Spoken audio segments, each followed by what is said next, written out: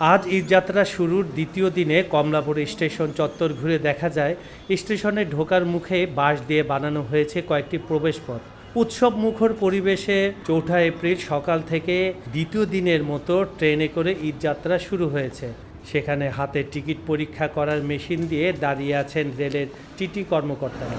আপনারা জানেন যে আজকে দ্বিতীয় ঈদযাত্রা শুরু হলো এবং আমরা এবারও টিকিট শতভাগ অনলাইনে দিয়েছি এবং যাত্রীর সুবিধার্থে 25% টিকিট মোট আসলে বিপরীতে স্ট্যান্ডিং দেওয়া হচ্ছে।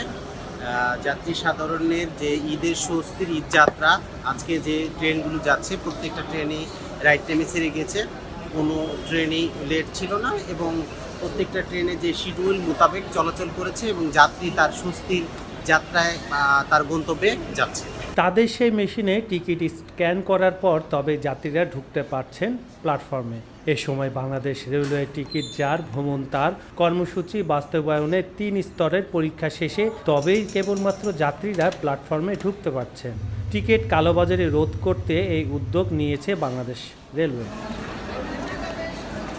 ঈদযাত্রার প্রথম দিনে প্ল্যাটফর্মে খুব একটা ভিড় দেখা যায়নি, তবে প্রথম দিনের তুলনায় ৪ এপ্রিল ঈদযাত্রার দ্বিতীয় দিনে ভিড় বেড়েছে যাত্রীদের। এবার ট্রেনের বেশিরভাগ টিকিটই বিক্রি হয়েছে বাংলাদেশ রেলওয়ে অনলাইন ওয়েবসাইটে। অনলাইনে টিকিট না পেয়ে রেল স্টেশনে টিটির কাছ থেকে স্ট্যান্ডিং টিকিট সংগ্রহ করতে দেখা গেছে অনেক যাত্রীদের। কাজল হায়দার, খবর সংযোগ।